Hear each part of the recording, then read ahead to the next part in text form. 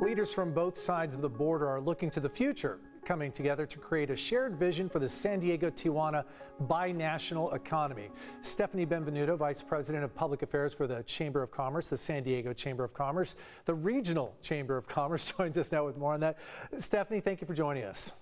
Hi, happy Monday. Happy Monday. Okay, the San Diego-Tijuana binational economy, it's growing. There are a lot of pluses to this, but there are also consequences, challenges that are coming up. The federal government, the regional task force, the regional authorities and the chamber got together to talk about some of these problems and solutions. How did that go? It went really well. So I think the positive here is that the UN had paid attention to what we've done here.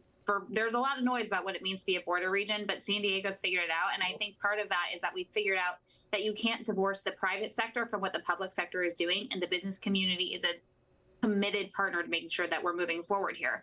But that also means we're going to need additional investments on getting goods and people back and forth across our border, because we share that. It is a back and forth movement. We're going to need additional investment in making sure that our migration policy makes sense, that there's housing that can house the workforce that we're going to put here and in Tijuana. People choose San Diego or Cali Baja on purpose, and usually it's because of the complementary relationship we have with one another. So the chamber team was present for the multi-day convening, and we're going to work together to make sure that whatever happens next is in line with the agreements that were made, and that we continue to grow together and do it intentionally. Yeah, one of those consequences we've talked about in the past that's really crystallized, housing in San Diego, of course, has exploded in price in the last years. And that's led to a lot of gentrification in Tijuana, a lot of people moving back over the border. We have to find solutions for this on both sides if we want this relationship to work.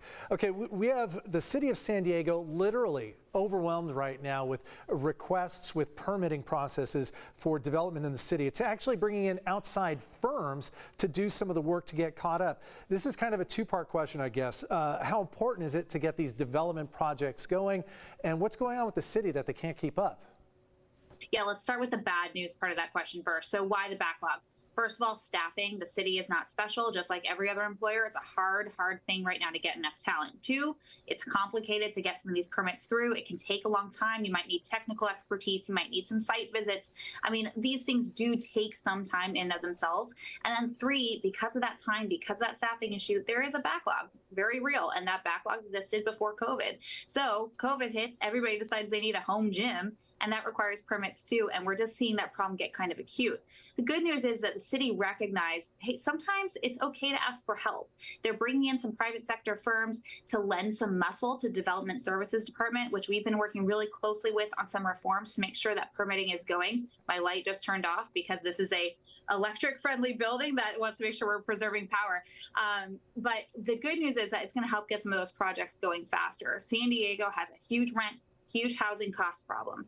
To address that, we've got to get more housing built. That's not limited, though, just to housing, this DSD issue. It's also going to make sure that employers who want to locate here, who may want to grow, your favorite restaurant, a new Starbucks, is going to be able to realize a future in San Diego and get customers in the door. All these things are so connected. Stephanie, we're almost out of time, but we always like to get out one of the things that the San Diego Regional Chamber of Commerce does on its letters, it helps people find money, businesses find resources. What do you have for us this week?